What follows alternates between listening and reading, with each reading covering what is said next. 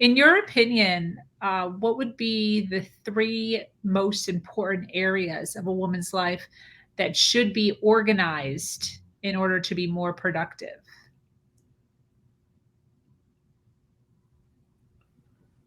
I can't wait to hear Cheryl's answer on this. The three areas of life. Well, I am all about the life balance trifecta. So I have work and then others and self. So that might not be the direction that you were going, but I find that's really important to me right now. And I do think that it changes. And I'm very much trying to adjust, not so much work. I could work all day, every day. My son says, "What do you do for fun?" And I'm like, "I work for fun." Yes. Then I'm like, "Ugh, I've got to have a little bit more balance." But just knowing what each category is and consciously making effort to spend more time in other areas, and being consciously aware of when I'm engaging in those areas. So, that would be my advice, and those are my three areas that I really try to keep very organized. And with others, I'm focused on my family right now. I had to say, relationships with friends and such just need to go on hold because this is my season of being a better mom, more engaged with my boys because I have let that slide through quarantine and writing the book and starting the businesses. And my husband needs to be on that list as well. But I'll start with my boys. I told him, I said, if we don't need to speak to each other until the end of the year because we're just gonna like be snapping. I mean, it's so short. Like, but we have gotten to a point where we're spending more time together, and that really feels good to start getting that under control. You got to have your family relationships in order. For sure. Anything to add, Erika? Um, Honestly, I think that it varies from person to person. When we kind of group those things into work, maybe your work is your home management right now. Maybe your work is your motherhood. Like that's what your thing is. So I love looking at those categories and then just pulling one of my vocations from it. So others, like Cheryl said, her others category is her family, and her children, right? So maybe sometime your others category is your marriage. And so you can vary those three, but self is always constant. It's never allowed to be removed. But your work and others category are where your other vocations lie. And so that's why we love the trifectas, because self never gets off of it. But the work and others categories are different vocations. Yeah. Your others category could be your external, friendship, or maybe you're dating, or maybe it's you're making new work connection, like outside networking. Maybe that's your others category, and you can vary it so that as long as you have something in all three, you can really feel that fullness and you're taking care of yourself. You're enjoying things that you're doing, because we do encourage that your work category are like, we love our work. That's why we work all the time, because we love it. We spent hours and hours writing the book because it was fun. Like, it was a hard topic, but there was parts that was fun, right? We do these things because we've learned that if we're going to do it, we're going to do something we enjoy. And then others, it's the way you can give back. And so it just really creates, again, a formula that you can apply to your life no matter where you're at, no matter what you have going on. It applies to everybody. What's your opinion on that as far as, because I'm very similar as far as working. You know, my fiance says often that I need to work on having more fun and more joy in my life. But his view of fun and joy is different than my view of fun and joy. He views fun as the traditional fun, like let's go to the beach, let's play frisbee, let's go for a walk. And not that I don't find those things fun, but I also view my work and creativity and all of the things that are being pulled out of my brain, and I'm actually like throwing them down and massaging them, and they're becoming something beautiful. That's super fun for me. So, what's your viewpoint with things that clash like that inside a family dynamic? Ooh, I want to kick this one off. So here's where this comes into play. So each person, I just going to kind of bring it up to the screen So you list out your vocations, and then you list out what those categories, your intentions, your culture. And you'll see in mine, I knew I needed it. So I actually, one of my vocations was fun downtime. And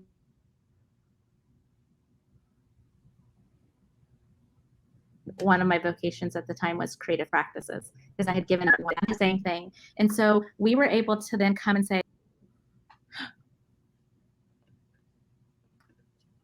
Sorry. Go ahead. Keep it's going. okay. So he was able to understand what I meant when I was like, this is what I like to do for fun. He also could understand why I was so passionate about my work because it included these things. And then, in particular, like we're talking about a relationship, right? So then you can start going, okay, well, in our marriage, so I had my marriage as a vocation because it's one of my main relationships, right? I need to, time and skill goes into this, right? That's what we define vocations are. And so we could start going, okay, well, the fun things that you think are fun and things that I think are fun, maybe those are things we can do together. But these things, like I enjoy working, that's my fun time. And so we started to understand what we were talking about. It gave us a common language. And it also kind of, we can go and say these are my main vocations right now. The rest of them have to go like, I love you, sweetheart, but right now we don't have time for dates. And so while we're shopping for one of our customers or building out a design for a client, or we are traveling or opening up an office or speaking for the corner office, we're just going to have to do things together and that be our date right now. Right. And so then it eliminated the arguments, eliminated us going, or you always do this, or, it just gave us a common language. And it was so cool. Personally, how I experienced it was just really cool. And we can always go back to it. We can always go back. Okay, let's reevaluate how we're spending our time or what we like. Your fun downtime doesn't have to be the same things all the time. You can be like, hey, I tried photography, liked it, don't love it, want to try a new thing, right? And so you're more intentional with those things too. And I think the language that we use matters. So using the term fun, that's different for everyone. My son and I, we switched over to Chase and mommy time. And this is, we call it Clubhouse too. We kind of go back and forth. Because that's dedicated time for the two of us. So I was really struck kind of in the middle of quarantine when we were getting the business up and running and we were so jazzed up about what was ahead. And Eric and I can talk for hours about it, as you can imagine. You probably got a glimpse of that. And so I would go, I was not working a full-time job yet. And so I was always working. And my son started saying, you're always working, you're always working. And then we would say, we can't go to Great Wolf Lodge because, that takes a lot of money and only daddy's working. And he's like, he was very confused about work and a job and work for pay. And we started talking about being an entrepreneur and how when you're an entrepreneur, you're doing it a lot of times because you just love it. And so when I did get my full-time job, I said, mom has to go to work. And he was trying to explain this to him. And I was like, well, my job is where I make money. And my work is when I get to do what I love. And he said, well, do you love me? And I was so struck by that because here I am telling him that I'm going to work all the time because I'm doing what I love. And yet I was not spending as much time with him. And he recognized that. I was always saying, I have to go to work. I'm going to work.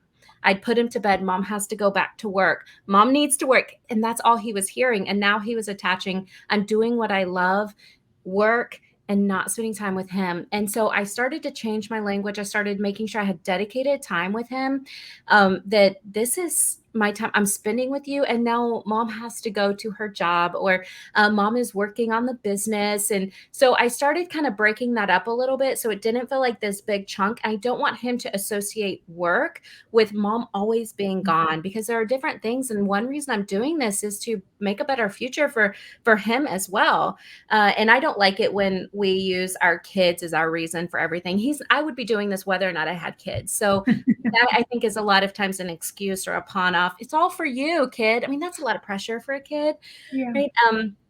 But I really had to change the language and make dedicated effort to examine it myself and say, why am I working so much? Do I love it? Is it a search for significance? Is it wanting to leave my mark? And how can I make that transition and do what my child wants? What's fun for him, even if it's not fun for me? I hate playing Legos. I despise playing dinosaurs, chomp them up and shoot them, boom, boom, boom. And mom's like, I have zero creativity, but I will get my Lego gun and I will like, pew, pew, I will do what he wants. And I'm like, it's 15 minutes, like it's 20 minutes, and he will go and do something else. But I have fulfilled that part of my life and I'm spending time with him and I'm doing what he wants, even if it's not what I want to do. I want to spend time with him. I do.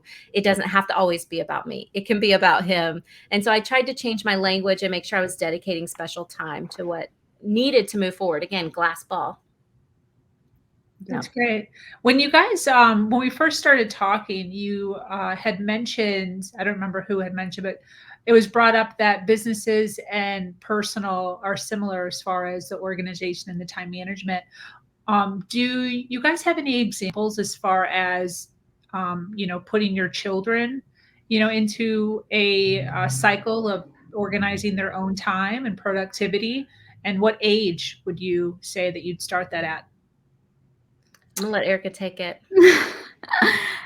This is actually one of the areas I really do love because I've seen tremendous results in a lot of the different things that we've definitely been working on. It is proven that humans thrive with patterns. They thrive with dependability. And so the more we can give consistency and dependability to our children, they will also crave it as well, because it does bring a sense of calmness, right? Nobody really likes living in chaos. It's not enjoyable, but the chaos can be a blessing when it's done with right patterns and flows. And so you give it to them where you can. Establish it early on.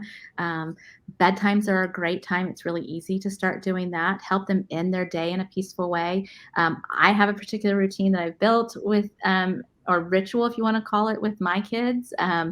Everybody has their different things, but creating those things where they can depend on it really helps them. If a child is asking you for a list, or they want to put things in it, give it to them. Let them do it. If they maybe are a little bit messier and they're not as organized or clean as you are, that's okay. Maybe their brain works a different way. Do they know where their stuff is? Are they still happy? Are they still getting the things done that they need to at whatever age? If they are, then maybe that system is working for them. Don't try to change them. You've got to work with what you have, right? Because we're all different. All of our kids, everybody's different. But then giving them structure in that sense, giving them examples, providing them the consistency, that's key. Really, if you could just do one thing for your kids, is learn the skill of consistency. It's one of the best skills that we can learn as individuals, right? That's what habits are and stuff. But I don't even want to use those words, right? Routines, they frighten people. You're trying to create a natural flow where you accomplish the things that you need to accomplish within your day, and it happens, right? And so you want to do that for your kids. Even as much as in 5 minutes, I'm going to have you turn your devices off in 3 minutes and get your shoes. And then you come back. Hey guys, it's 3 minutes. Turn off your devices. Go ahead and get that so that you follow up. Absolutely. And then it gets to the point of, hey guys, we're leaving. They turn it off. They go get their shoes. Tell them the steps anymore, right? And then that dependence, they start sensing a sense of accomplishment. I think anytime you can do that for a child, help them feel a sense of accomplishment they're doing, even if it's not your necessarily way. Helps too. And giving them a sense of control too. I got a lot, but that schedule and routine gives them a little bit more control over their lives. So I can imagine, when you stop and think about what it's like to be a child and always being told what to do and being ripped away from your tablet and ripped away at the last minute and just on someone else's whim. I hate that. One of our top values is freedom and flexibility. We want that freedom, and our children do too. And by letting them know what time we're going to do, they can then take the initiative to do it themselves. My 6-year-old asked for an alarm clock. He wants to wake himself up. He doesn't want to be dependent on someone else to come in and wake him up and tell him when to get dressed. And so when you recognize that children need that sense of control as well, then it doesn't feel so bad to give them a routine, give them discipline, give them organization, so that they know what's coming and they can, take ownership of that. 100%. Yeah. This reminds me so much of the time management skills that I've been instilling in my son. So kind of like how Erika was like the aha moment of she's so smart. With Cheryl, I'm kind of having that right now. So I'm so happy. You're smarter than you think you are. You're more beautiful than you think. You're smarter than you think. but my whole view was the control thing. And that's why I've always been very time oriented, is because of control. I like to allow people to have their own space and their own free time and their own ability to do the things that they want to do in and amongst an actual plan for the day. So you have to get your stuff done, but then this section is for you to do whatever you want. And I've done that with him since he was a wee baby, little one. And he still to this day, there's chores, there's lists. And then there's a certain time, in the afternoon, after school, after all the things and dinner and all that is his. And he knows that. And, same with the weekends. If we're busy over the weekend and we've got a ton of stuff going on, I always make sure that I notate to him what his time is, where his time is, so that he's aware that like, oh, I have to do all this stuff. My mom's making me do dishes, but then he knows that once, that stuff is done, then he has his allotted amount of time. And I think it's control. They need to be able to know that there's a certain part of their day that they have control over, and they're able to make decisions during that part and do what they want. And that fits for a lot of other things too. Like if you're so busy right now and this just is not your season to spend a lot of time with your children, to let them know that before dinner, after dinner, for this 30 minutes, that's going to be your time. So I may not be with you right now, but that's something we can look forward to together. And they know, okay, it's coming. I don't have to hold on to you in the drop off line, not wanting to let go, because I know when after school, you're going to spend the first 30 minutes with me. I know that's coming. And when we plan our days, it's the same thing. I can work right now because I know I have Netflix time this afternoon. Yep. I know I can work tonight because I know I can have a nap tomorrow and I don't have to feel guilty about that. So it's the same concept. It works for us and it works for kids as well. Yeah. I also love this too, because this actually brings up a kind of an argument actually that my fiance and I got into probably about 2 or 3 weeks ago. My son had been out of town with his father and then came back, and then he was with gym friends, all this stuff for a couple days. So my fiance and I had been doing the dishes, even though my son was still eating here. So still eating here, but then the dishes are just magically in the sink, but just like sitting in the sink. So my fiance had kind of confronted me. He's like, hey, Elijah's been eating here. I think that it's his turn to do dishes. I was like, sure, no problem. So cooking dinner, Elijah comes out, and my fiance was out there. And I just kind of like, my son's super good. Like he listens, he pays attention. He doesn't in any way disrespect me in any way. So just as he's coming in and out, he like got a drink of water or something. I said, hey, bud, when sometime by the end of the day, or no, I said, hey, can you be responsible for doing dishes today? That's what I said. And I don't think we were making dinner. I think we were actually making lunch. And he goes, yeah, sure. So anyways, 2 or 3 hours pass and my son winds up going to the gym. And my fiance comes in. I was in my bedroom and he's like, what the heck? Elijah didn't do dishes. And I was like, okay. Well, today. And exactly. But the expectation that my fiance had was, if we ask you to do dishes, you do dishes within whatever his imaginary time span is.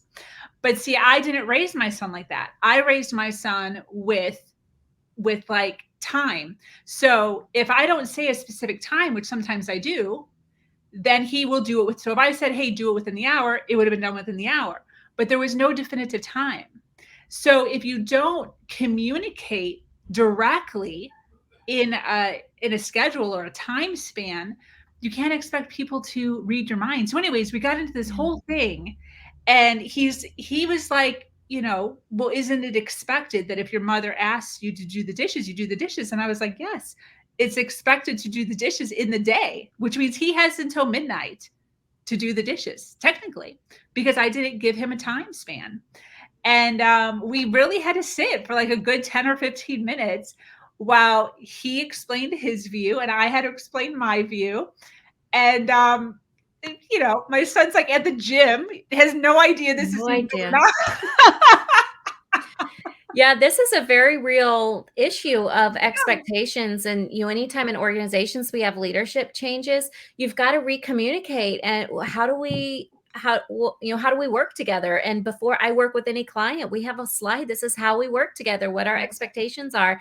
When we're going to commute this type of information, we'll use email. This type of information, we need a phone call. Do you like phone calls? Do you text? What hours of the day? And end of day means very different things to different people, and close of business means different things to different people. So we have to lay that out. And when someone says, I'd like this by the end of day, I say, do you mean 5 o'clock or do you mean first thing tomorrow morning? And usually it's first thing tomorrow morning, because I'm not going to do anything with it after here. But I work until 2:30 in the morning. Does that mean before the end of my day or your day? Yeah. Making that very clear is so important, and it avoids, and fortunately y'all had a conversation about it, but that festers very easily. And in organizations, you have whole groups of people that don't like each other and have rifts and communication problems just because they didn't lay out expectations properly and they never talked about it. Exactly. So I'm appreciating this because it's so true. Language, which is what we've talked about earlier, is Yes, so important. That's awesome. absolutely. That's awesome.